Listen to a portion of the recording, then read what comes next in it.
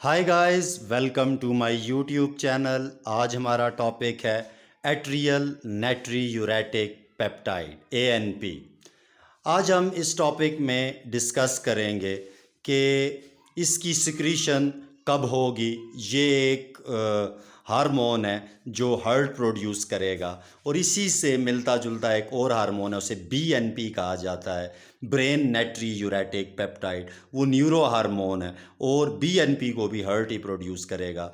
तो हम इनकी सिक्रीशन पढ़ेंगे, वो कौन से स्टिम्युलाई हैं जो इन हार्मोन्स को स्टिमुलेट करते हैं, फिर इनका मैकेनिज़्म ऑफ एक्शन क्या है, किस तरह से ये हार्मोन्स ऑपरेशनल हो जाते हैं, और एंड में इन हार्मोन्स का एक शॉर्ट एक्सपेरिमेंटल प्रूफ।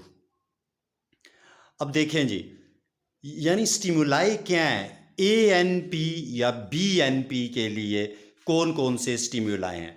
जब कभी ब्लड प्लाज्मा का वॉल्यूम बढ़ जाए और सोडियम का लेवल ब्लड में ज़्यादा हो, और इसके अलावा आर्टीरियल ब्लड प्रेशर जब कभी ज़्यादा हो, इसमें जो है सोडियम शायद मेंशन नहीं है, लेकिन आपने याद रखना है ANP की सिक्रीशन के लिए इंक्रीज ब्लड प्लाज्मा वॉल्यूम और ECF, increased arterial blood pressure और increased blood plasma level of NaCl। तो ये स्टिमुलाई होते हैं ANP के लिए और BNP के लिए।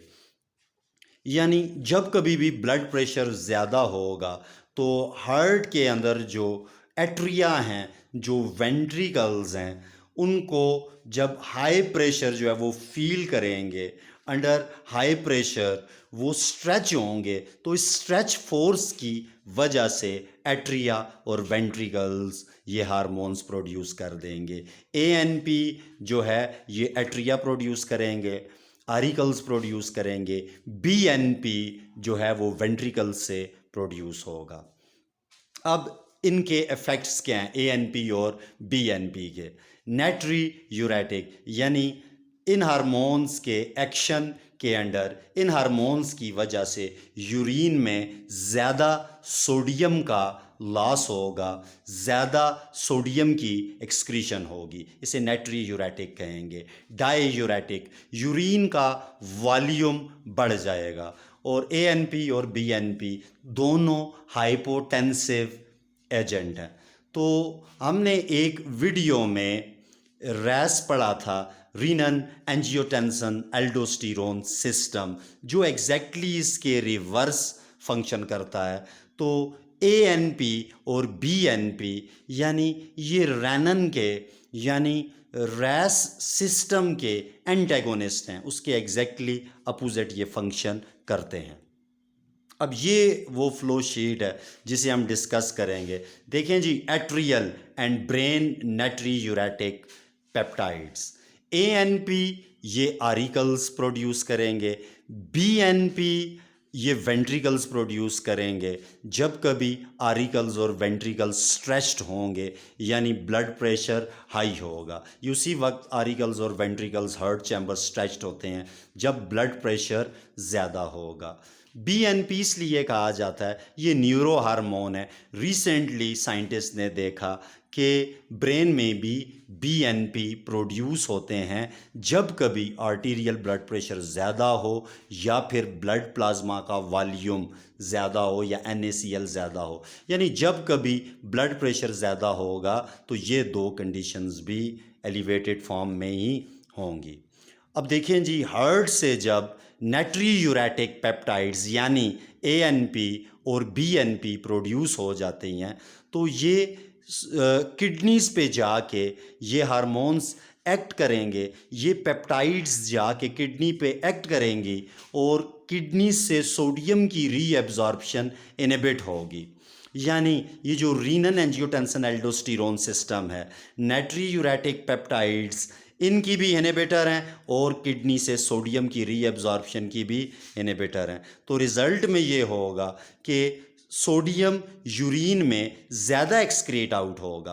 इसी तरह से ही जो एफेरेंट आर्टीरियोल्स हैं, ये इनकी कंस्ट्रिक्शन को भी इनहिबिट करेंगी नेट्री यूरेटिक पेप्टाइड्स, और ये एफेरेंट आर्टीरियोल्स में डायलेशन इंड्यूस करवाएंगी, कंस्ट्रिक्शन को इनहिबिट करेंगी, जिससे डायलेटेड एफेरेंट आर्टीरियोल से ज़्यादा ब्लड जो है ग्लोमेरुलर कैपिलरीज में जाएगा, जीएफआर बढ़ जाएगा, ज़्यादा सोडियम और वाटर की फिल्ट्रेशन होगी, और इन दो इफ़ेक्ट्स की वजह से सोडियम की एक्सक्रीशन ज़्यादा होगी। जब सोडियम और वाटर दोनों यूरिन में ज़्यादा एक्सक्रीट होंगे तो फिर प्लाज्मा में भी सोडियम रिड्यूस होगा और प्लाज्मा वॉल्यूम भी रिड्यूस होगा। तो ये दोनों फैक्टर्स रिवर्स डायरेक्शन में आएंगे। अब इसी तरह से ही सिंपैथेटिक नर्वस सिस्टम पे भी नेट्री यूरेटिक पेप्टाइड्स जाके एक्ट करेंगी, तो sympathetic nervous system cardiac output को डिक्रीज़ करवा देगा, जो टोटल पेरिफेरल रेजिस्टेंस है वो भी डिक्रीज़ होगा। जब रेजिस्टेंस नहीं होगा और कार्डियक आउटपुट कम होगा तो आर्टीरियल ब्लड प्रेशर भी डिक्रीज़ हो जाएगा, और आर्टीरियल ब्लड प्रेशर जब डिक्रीज़ होगा तो ये जो हमारे पास स्टिमुलाई थे नेट्री यूरेटिक पेप्टाइड्स को प्रोड्यूस करने के लिए, ये सारे के सारे फैक्टर्स क्या हो जाएंगे, रिवर्स हो जाएंगे।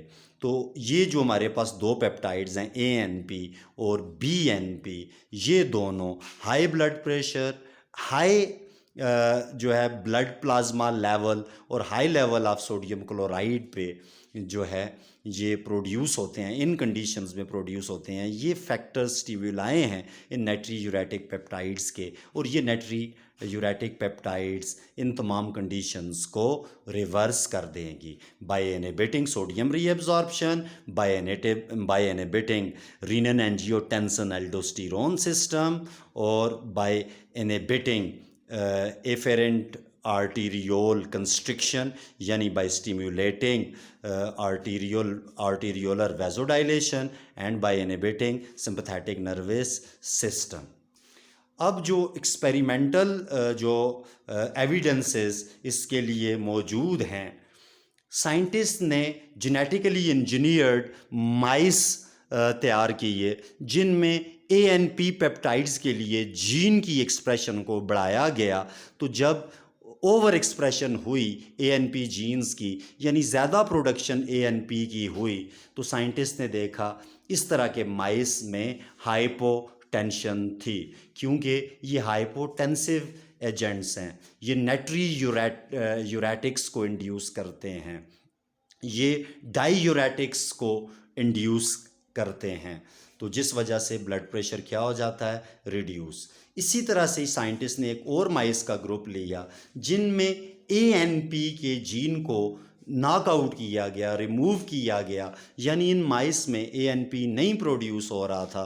तो फिर देखा गया कि इस तरह के माइस हाइपरटेंसिव थे, क्योंकि यहाँ पे रीनन को कंट्रोल करने के लिए ANP मौजूद नहीं था, क्योंकि ANP या नेट्री यूरेटिक पेप्टाइड, सिंपल कह दें, नेट्री यूरेटिक पेप्टाइड्स में ANP और BNP दोनों होती हैं, जो रीनन की एंटेगोनिस्ट पेप्टाइड्स हैं।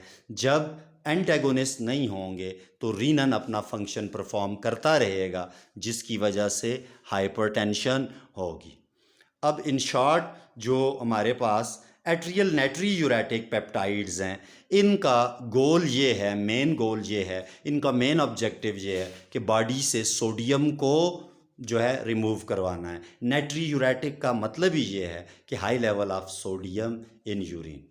और जो एट्रियल नेट्री यूरेटिक पेप्टाइड ये एट्रिया से यानी आरिकल से जो हैं रिलीज़ होंगी, और उस वक्त रिलीज़ होंगी जब एट्रिया जो है एक्स्ट्रा सेलुलर फ्लूइड के हाई वॉल्यूम को डिटेक्ट कर लेंगे, और इनका काम यह डिक्रीजेस सोडियम रीअब्जॉर्प्शन, यानी ये इनहिबिट करवाएंगी एट्रियल नेट्री यूरेटिक पेप्टाइड्स, ये सोडियम की रीअब्जॉर्प्शन को इनहिबिट करवाएंगी बाय एक्टिंग ऑन रीनन।